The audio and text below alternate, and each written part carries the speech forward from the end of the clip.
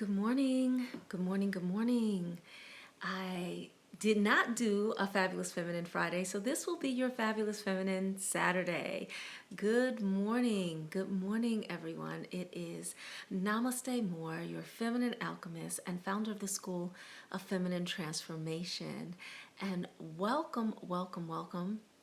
Today, I am going to talk about a bit about the secret Ceres, what it is, why. I've been receiving some questions about it. I first found out about this product for Yoni tightening and Yoni health and deodorization and things like that a couple of years ago, about maybe 2 or 3 years ago.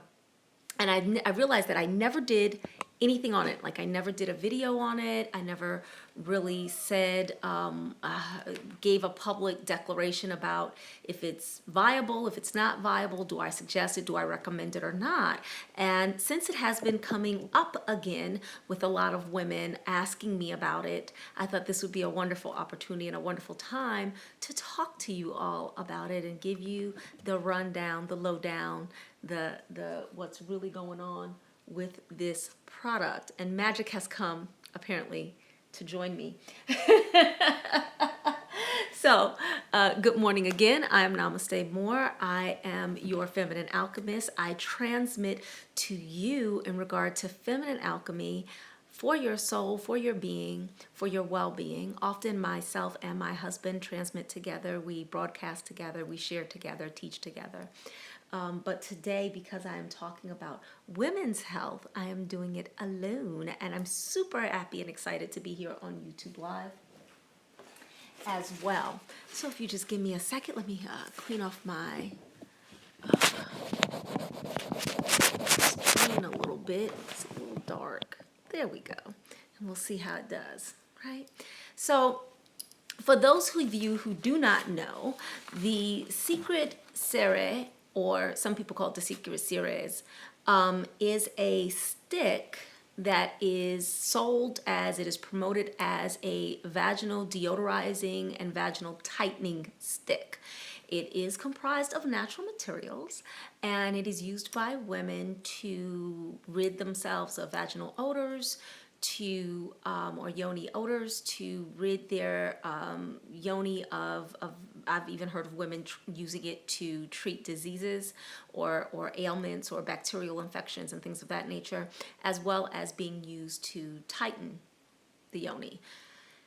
And the ingredients that are in it are drip stones, which is actually calcium carbonate, pomegranate, kaolin clay, turmeric, beetle seed, and manjakani, which is also known as oak gall. So it's what happens when a specific species of wasp comes and lays its eggs in an oak tree, and then the oak develops like these kind of gall-like things. They look like growths.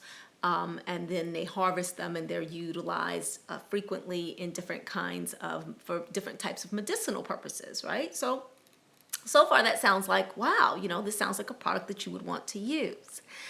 So ladies, this is what I want you to understand. Just because something is comprised of natural materials, and just because these natural materials have medicinal uses, does not mean that all of those materials can be utilized within your yoni, nor should they be utilized within your yoni. Okay? And this is something that many of us don't understand. We think, oh, it's natural, it must be okay. Oh, it's natural, it must be okay. So I want to talk about this first from the biologic level, and then we'll go into the mystery, the spiritual, the energetic, or the magical elements of it. So from the biologic perspective, your yoni is comprised of 3 different types of materials or tissues. It's the mucosal tissue, which is what causes the yoni to be wet and slippery. It has musculature, right? There's yoni muscles, and then lastly there's connective tissue. So there's 3 layers of tissue in the yoni. Products like this utilize, because it's a little wand that you insert into your yoni, it is using a topical application, which means that the only level of which it is trying to accomplish this tightening is at the level of, or that it cannot accomplish any tightening, is at the level of the mucosal tissue, okay? Not the muscle tissue, not the connective tissue, only at the level of the mucosal tissue. Remember, your mucosal tissue is what causes your yoni to be moist and wet and lubricated, okay? So when you look at these products, look at the ingredients in this product, what you will see is specifically the dripstones, the kaolin clay, and the manjakani are all astringent ingredients. They're astringent ingredients, which means that what they do is they dry the yoni. They literally desiccate the yoni by pulling moisture out and by causing the cells themselves, not the yoni tissue, not the yoni muscles, but the cells themselves to constrict or to contract. Okay, so they cause the cells to contract, and they also cause a drying effect within the yoni. That is what is causing you to think the yoni is becoming tighter. It's not actually becoming tighter, because the only way for you to literally create a healthy responsiveness within your yoni is at the level of the, starting from the inside out. So connective tissue and muscles influencing the mucosal tissue. When you do it the other way, the only thing you're doing is drying your yoni out. So this is what the long-term effects are of something like this. And I want you ladies to understand this. Because of the way mucosal tissues work, you want them to be plump, I love that word, plump, lush, and full, and wet, okay? When you have a product that is drying out your mucosal tissues, over time what happens is that it causes a literal, and this is what these ingredients do, manjakani, kaolin clay, and calcium carbonate, cause a thinning of your yoni mucosal tissues. It causes your yoni mucosal tissues to thin out. So while initially at the outset, when you first start using it, you probably will find, and I hear a lot of women saying, oh, I like it. Yes, I'm tighter than I've ever been. That sounds like a good idea, but it's not ecological and it's not sustainable as far as your yoni health, because thinning out those mucosal tissues is what causes micro tears. It's what causes eventually difficulty with becoming lubricated, especially as you begin to age. It's what causes eventual pain upon with intercourse and things of that nature. So this is a case of a product that sounds, it's all natural, sounds like what it's going to do is what you want, but ultimately can damage your yoni and damage your relationship to it. Okay, have a negative or non-beneficial, even be a liability to your yoni health over time.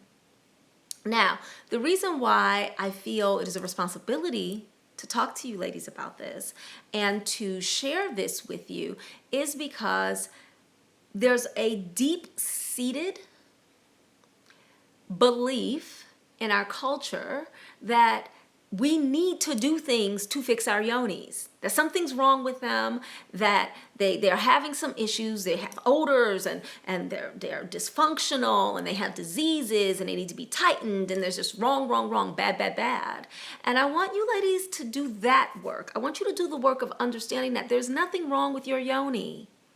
If your yoni is not tight enough, it's an issue of one of two things. You are either not allowing yourself to be aroused enough, because when you are aroused, you have more blood flow, and more blood flow to those mucosal tissues will cause it to be more snug, the same way more blood flow to a penis makes the penis erect or the lingam erect. In the same way, more blood flow to the yoni also engorges those tissues and makes them go from being like this to being more snug. Okay, so it's either an issue of arousal or it may be an issue of muscle tone, in which case using something like a yoni egg would be far more beneficial, or any type of Kegel exercise, or even just doing Kegels or correct pelvic exercises and practices will help with that, including squats. Okay, but using a topical thing that is created to dry your yoni out is not going to sustainably assist with yoni tightening in a way that is pleasurable for you. If you have yoni odors, understand that the yoni has its own scent. It's usually it has like a earthy, musky, kind of light scent, but every woman smells different. It's not supposed to smell like fruits and flowers, ladies. It's a body. Your body has a scent, and because of our cultural fixation with masking body scent, you may have internalized a belief at some point that the way your yoni smells means something is wrong with it, when there's really nothing wrong with it. Okay, and if you have a infection, there are natural things that you can use to treat a vaginal infection that don't involve drying out your yoni tissues. So all in all of which is to say, this is why I do not recommend the Secret Ceres. I do not believe that it is healthy, emotionally healthy, and spiritually healthy for us as women to continue to buy into an ideology that says that something is wrong and needs to be fixed with our yonis, and that anything that makes them tighter is good for us, and that's what we really need is just tighter yonis. I think it's far more beneficial and a far more divine and sacred practice to say, how can I connect more deeply with my yoni? How can I feel as much pleasure as possible in my engagement with my yoni? And even to begin to, because we don't operate from a perspective of shame or blame, even begin to look at yourself and say, what is going on with me? Why do I think something is wrong with my yoni?